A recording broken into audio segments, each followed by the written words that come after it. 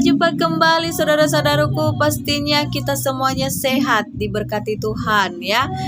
Jadi saudara-saudaraku, sebelumnya mari kita berdoa. Bapa, terima kasih buat kasih Bapa dalam hidup kami. Kami mau mendengarkan firman-Mu Bapa dalam hidup kami. Kami mau disebut anak dan kami selalu berharap kepada Bapa kami yang di surga. Izinkan kami untuk membahas firman Tuhan dan izinkan kami untuk dapat memahami dan melakukannya dalam kehidupan kami. Sertai kami Tuhan, kami mau mengasihi Bapa. Haleluya, haleluya. Amin. Nah, saudara-saudaraku, firman Tuhan pada sore hari ini terambil dari Amsal 17 ayat 22. Amsal 17 ayat 22. Ya, sebelumnya ya di sini saya tidak terlalu gembira-gembira sekali ya saudara-saudaraku, dan saya akan menjadikan ini ayat emas dalam kehidupan saya. Ya. Coba tengok dulu, saya pakai bendol ya. Bendol nggak tahu lah apa namanya, entah bendol Mickey Mouse ini ya. Jadi saudara-saudaraku, kita coba happy aja ya, senantiasa kita bersuka cita, gembira saja di dalam Tuhan apapun keadaan kita ya. Bukan dalam berarti kita nggak punya masalah, tapi Tuhan menguatkan kita lewat firman Tuhan yang hidup pada sore hari ini. Jadi saya akan bacakan kepada kita Amsal pasal 17 ayat 22. Hati yang gembira adalah obat yang manjur, tetapi semangat yang patah mengeringkan tulang. Hati yang gembira adalah obat yang manjur, tetapi semangat yang patah mengeringkan tulang. Nah, hati ini adalah organ tubuh yang terletak di bagian dalam ya, di antara dada ya, ada hati. Nah, hati yang dimaksud Tuhan di sini adalah bukan hati dalam bahasa medisnya, hati ini hepar ya, hepar, hati yang bertujuan untuk menyeimbangkan zat-zat sehingga dia dapat menyaring racun-racun di dalam tubuh kita. Inilah tujuan si hati, inilah tujuan si hepar ini. Nah, jadi begitu juga dengan tujuan hati kita dapat menyaring ya, menyaring hal-hal yang baik, ya, hal-hal yang buruk, sehingga yang baik itu jauh lebih baik lagi. Nah, racun-racun itu racun-racun dunia ya. Ada orang yang tersakiti karena ucapan, ada orang yang tersakiti karena diberikan harapan palsu, ya. Ada orang disakiti karena tidak sesuai dengan keinginan hatinya, apapun perilaku sesamanya terhadap dia. Ada orang yang mengalami bentuk-bentuk persoalan hidup lah saudara-saudaraku. Nah, inilah racun-racun dunia ini. Jadi kalau kita tidak bijak memfilternya, kita akan memburuk ya, kita akan hilang semangat. Aku gak usah semangat lagi, aku harus tinggalkan Tuhan. Jadi sehingga dia mengalami keputusasaan dalam kehidupannya. Jadi saudara-saudaraku, walaupun hati ini adalah hati ya yang terbentuk cantik ya, kayak gini, love ya, begitulah hati kita bentuknya cinta. Nah, makanya hati itu berbentuk cinta. Makanya kita juga harus membentuk cinta kita kepada Tuhan. Jadi harus mampu memfilter apapun yang kita alami sehingga hati ini membawa damai ya. Walaupun dia organ tubuh yang tidak begitu terlalu besar, dia sedang, tidak terlihat, namun yang diinginkan Tuhan, tujuan Tuhan dalam hati ini adalah hati yang gembira ya, hati yang penuh damai ya. Yang dimaksud Tuhan adalah hati ya, hati kita di dalam roh kita ya, hati yang penuh roh, hati yang penuh kedamaian ya, itu yang dimaksud Tuhan ya. Kalau kita bijak, kita mampu bersukacita, kita mampu bergembira, apapun tantangan hidup ini kita akan mampu melaluinya. Dan orang-orang yang tidak sanggup menghadapi masalah, ujung-ujungnya dia bisa depresi. Nah, setelah dia depresi, stres, kalau nggak bisa ditangani, mati. Nah, hati-hati saudaraku. Makanya apapun permasalahan problema hidup kita curhat ke siapa? Pertama, sama orang lain? Bukan. Sama saudara? Bukan. Sama orang tua? Iya, tetapi hanya beberapa persen aja. Tetapi yang lebih utama, yang lebih full itu adalah Tuhan Yesus. Karena Tuhan Yesuslah yang lebih tahu, yang lebih peduli tentang perasaan kita. Ya, apapun yang kita alami dalam kehidupan ini. Kemudian Dia, ya, Tuhan kita ini adalah tempat curhat yang paling nyaman, paling aman. Ya, Dia akan dapat menutup rapat-rapat apapun keluh-keluh kesah kita, apapun masalah kita, apapun yang sudah kita perbuat, Tuhan tidak pernah membongkar. Ya, dan coba kalau misalnya kita curhat kepada orang lain, ya, apalagi kalau kita curhat sama orang tua kita. Kalau orang tua kita berhikmat, ya, dia akan membalas curhat kita itu dengan teguran yang baik atau memberi kita semangat. Kalau misalnya orang tua kita tidak berhikmat, malah dia akan menyalahkan kita dan dia akan membuat keadaan kita drop. Udah, stop. Jangan lakukan lagi. Kalau begitu, nggak usah kamu keluar-keluar. Kalau begitu, nggak usah kamu menghadapi apapun itu. Nah, jadi bukan malah, ya, masalah kita itu terbuka jalannya, malah menghimpit kita. Jadi makanya saudara-saudaraku, kalau kita curhat, ya ayo sama Tuhan Yesus saja. Ya, sama Bapa kita. Kita punya Bapa yang baik. Kita punya Bapa yang lebih baik dari segala-galanya. Itu Tuhan Yesus Kristus. Nah, jadi saudara-saudaraku, hati ini yang harus kita rawat, harus kita jaga lewat keadaan pikiran kita, sikap kita, tutur kata kita. Jadi hati kita memancar kedamaian, ya. Jadi kalau kita mengalami semangat yang patah, ya, mengeringkan tulang kita, saudaraku. Apa? Bukan berarti tulang kita itu kering. Tidak, maksud Tuhan semangat kita akan mengusut. Semangat kita tidak ada, kurang bahagia lagi, ya. Kalau misalnya hari kemarin kita terlihat bahagia, hari ini kita mengalami masalah, muka kita bukan seperti secerah muka kemarin. Nah, makanya kata Tuhan, baik hari ini, baik hari esok, dan sampai selama-lamanya tetap bersukacita. Ya, Filipi pasal 4 ayat 4 berkata, bersukacitalah senantiasa dalam Tuhan. Sekali lagi aku katakan kepadamu, bersukacitalah. Nah, ini adalah bentuk, ya, janji Tuhan dalam hidup kita. Dia meyakinkan kita, ayo anakku, ya, kalau ada masalah, jangan lari ke orang lain, jangan andalkan kekuatanmu, andalkan saya. Apapun yang menjadi problema tekanan hidupmu, curhatkan kepada saya. Walaupun hari ini saya tidak bisa membuka pintu buat Anda, karena saya itu adalah Tuhan yang kudus. Saya tahu yang lebih baik daripada Anda, ya. Saya tahu mana yang lebih baik, ya, yang harus saya kerjakan buat Anda. Memang pikiranmu tidak pernah sama dengan pikiran saya, karena pikiranmu mungkin pikiran dunia. Tuhan Yesus berpikiran kudus, ya, penuh kesucian. Jadi Bapa kita itu mengetahui, ya, dan selalu melakukan hal-hal yang lebih baik dalam kehidupan kita. Jadi jangan ragukan Tuhan, saudara-saudaraku, ya. Orang yang selalu semangat dalam hidupnya, orang yang selalu bersuka cita, dia adalah seorang yang memiliki hati yang penuh hikmat. Ya, dia bijaksana karena dia mengolah hatinya, ya. Dia mengolah hatinya dalam kekudusan Tuhan. Dia mengolah pikirannya dalam kedamaian Tuhan. Kalau dia mengalami masalah, tekanan hidup, ya, dia hanya curhat sama Tuhan Yesus. Kemudian, ya, wajahnya berseri-seri, ya.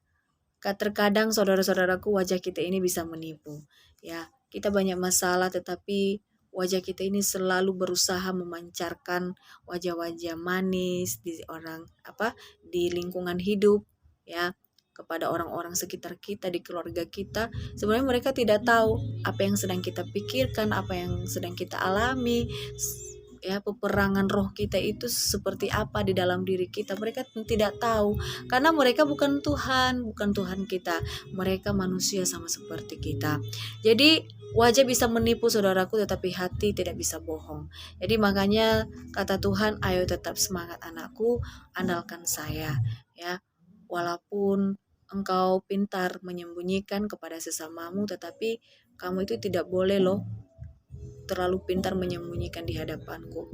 Ya, saya lebih tahu, dan sebelumnya saya sudah tahu apa yang akan terjadi dalam dirimu dan apa saja yang sedang terjadi dalam dirimu. Ya, mari jadi pribadi yang bersyukur, mari jadi pribadi yang bersukacita di hadapan Tuhan. Ya, apapun masalahmu, apapun problema hidupmu, anggaplah itu, ya, arti sebuah pengujian. Ya, pengujian itu dapat memurnikan kita, saudara-saudaraku. Kalau nggak ada pengujian, ya, hidup kita ini akan hampa, ya, tidak berarti. Nah, kalau dia orang bijak, dia bersyukur kalau ada masalah. Berarti, oh Tuhan sayang sama aku, ya. Aku mau diperbaiki, diperbaharui lagi. Ya, jadi bersyukur, berterima kasihlah, ya. Gak ada susahnya kita kalau berterima kasih dengan apapun yang kita alami, ya. Tuhan tahu kok tujuan terima kasih kita itu apa. Terima kasih dalam keburukan, terima kasih dalam kebaikan juga. Tuhan yang tahu, Tuhan yang menentukan semua. Terima kasih. Apakah kita cuma layak meminta terima kasih kalau kita hanya mendapatkan hal-hal yang baik, hal-hal yang menyenangkan? Tidak. Hal-hal yang buruk kita juga harus perlu mengucapkan terima kasih. Nah, di situ nanti Tuhan itu tahu kalau kita itu memiliki hati yang penuh hikmat, ya, hati yang selalu berharap, hati yang selalu rendah hati di hadapan Tuhan. Ya, Bapak kita bukan Bapak yang jahat, dia tahu kok kelemahan kita, ketidaksempurnaan kita, sehingga dia dapat melengkapi kita dengan cinta kasih-Nya. Ya, saudara-saudaraku, ya, tetap mengucap terima kasih di hadapan Tuhan. Kalau kita bersuka cita, ya tetap Tuhan kita, dialah Yesus Kristus. Kalau kita juga dalam keadaan juga duka cita, dia juga tetap Tuhan kita, Tuhan Yesus Kristus. Jadi apapun keadaan kita, mari kita mengucap terima kasih, bersuka cita, bersyukur, ya, pasrahkan saja kepada Tuhan, berpengharapan. Tuhan, aku tahu walaupun dalam keadaan seperti ini aku mengalami keadaan terhimpit, ya, hanya saya yang dapat merasakannya dan hanya Bapa yang tahu. Ini antara kita, Tuhan, antara anak dan ayah, antara ayah dan anak. Engkaulah ayahku, aku ini anakmu, tidak ada yang tersembunyi. Makanya hati kita itu nggak boleh sembunyi di hadapan Tuhan, sama wajah kita, sama karakter kita. Ya, jangan nanti, ya, kamu menyembunyikan diri di hadapan Tuhan. Itu juga salah, saudaraku. Ya, kamu mencari kesenangan di luar sana ketika kamu dalam keadaan bermasalah. Ya, makanya di situ nanti kesempatan buat iblis untuk menguasai pikiran dan hati kita. Ya, makanya kita harus berpegang teguh, kita harus curhat sama Tuhan Yesus aja. Yakinlah, Dia akan mengirimkan orang-orang di sekitar kita yang baik hati untuk membuka permasalahan kita. Ya, kemudian kalau nggak ada orang-orang di sekitar kita, yakini saja Tuhan akan memampukan Anda untuk menghadapinya. Hari demi hari Tuhan akan mengasihimu, saudara-saudaraku. Makanya bangun hubungan. Ya, makanya bangun hubungan. Apa kata Tuhan di 1 Tesalonika pasal 5 ayat 16?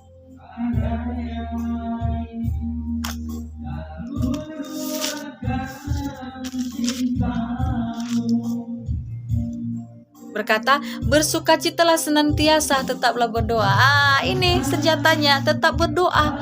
Ketika kita bersukacita, mari kita tetap berdoa.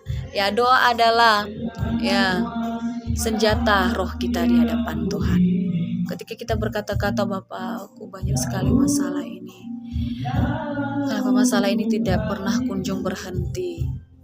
Nah, di situ nanti Bapak akan memberikan pemahaman yang baru buat kita, pengertian yang baru buat kita, sehingga kita dapat mampu. Tuhan itu memiliki cara supaya kita dapat mampu. Dia dapat mengalihkan perhatian, Dia dapat mengalihkan perilaku kita, sehingga Bapak itu mencari jalan keluar. Ya, tiba-tiba aja nanti roh kita berkata, ayo pergi di sana, Coba pandang burung-burung di udara, coba pandang di sekitar-sekitar Anda tumbuh-tumbuhan, sehingga perhatian kita itu teralihkan sejenak. Nah, sehingga setelah teralihkan pikiran kita itu sebuah obat ya, obat yang manjur buat kita ya. Ibaratnya pikiran kita itu teralihkan, kayak ada terapi psikis kita, terapi pikiran kita, sehingga kita sanggup melupakan apa yang terjadi tadi. Nah, sehingga kita dapat melihat, oh begini rupanya ya, burung-burung aja Tuhan pelihara, tumbuh-tumbuhan hijau ini Tuhan pelihara, apalagi saya ya. Atau jangan-jangan saya yang kurang bersyukur, atau jangan-jangan saya yang kurang bahagia. Oke lah, aku putuskan hidup dalam Tuhan. Makanya setelah dia ya diobati oleh Tuhan lewat pikirannya, lewat hatinya, Tuhan akan memampukan dia. Ayo nak, berdoa, berbicaralah kepadaku setiap hari dalam sisa waktumu ini. Ayo tetap berkomunikasi, biar saya dapat membuka jalan untuk Anda ya. Kemudian disitulah kita akan mengalami peperangan rohani. Selain berdoa, mampu beribadah, mampu menyembah, mampu mengasihi ya. Banyak istilah-istilah kasih ya, tetapi yang utama adalah kasih Tuhan. Kita mengasihi Tuhan. Bagaimana kita mengasihi Tuhan? Lewat doa kita, lewat perbuatan kita yang sukacita dalam Tuhan ya. Jadi saudara-saudaraku, saya tidak berkata saya tidak pernah punya masalah. Saya punya masalah. Saya aja sendiri saya sedang punya masalah. Kenapa? Saya punya masalah, saudaraku. Di dalam pikiran saya punya masalah. Banyak sekali yang saya pikirkan ya. Ada masalah keluarga saya, masalah ekonomi ya, terutama ya, masalah perasaan, ada yang menyakiti, ada hal-hal yang tidak sesuai dengan keinginan hati saya ya. Ada masalah masalah pelayanan, masalah ya apapun itu ya saudara-saudaraku.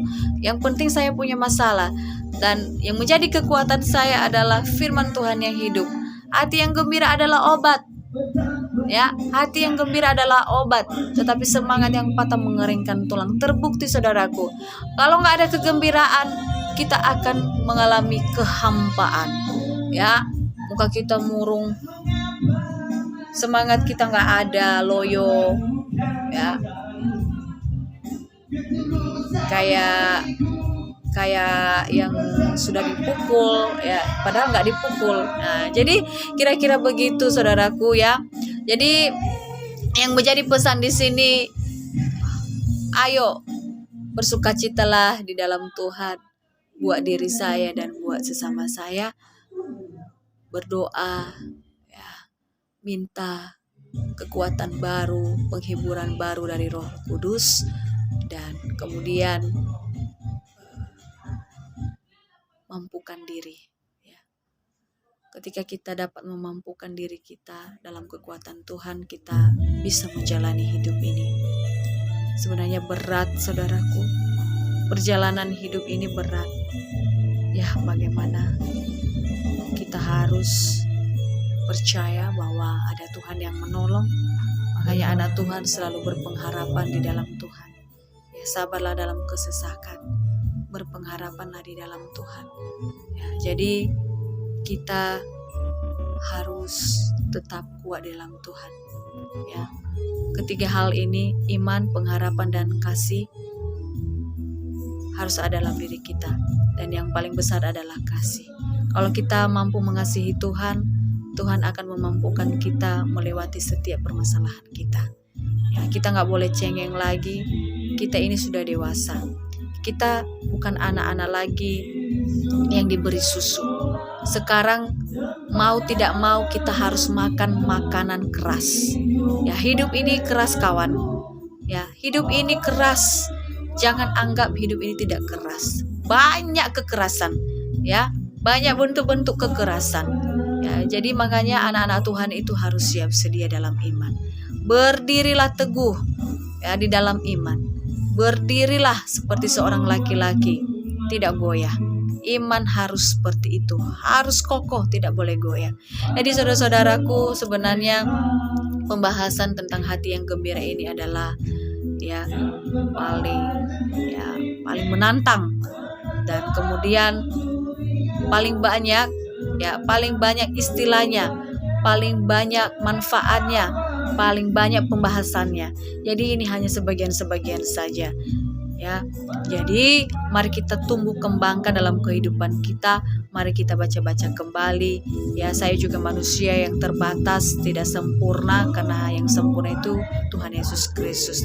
Lain waktu kita akan membahas kembali tentang Injil ini, dan yang menjadi pesan buat kita pada sore hari ini yang dianugerahi oleh Tuhan, janganlah bersedih, pancarkan senyum manis.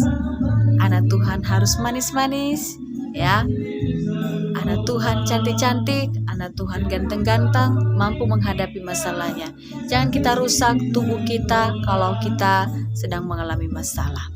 Ayo bentuk, ayo berusaha untuk mengasihi Tuhan, sehingga Tuhan kita, Bapa kita memampukan kita menjalani kehidupan kita yang fana ini.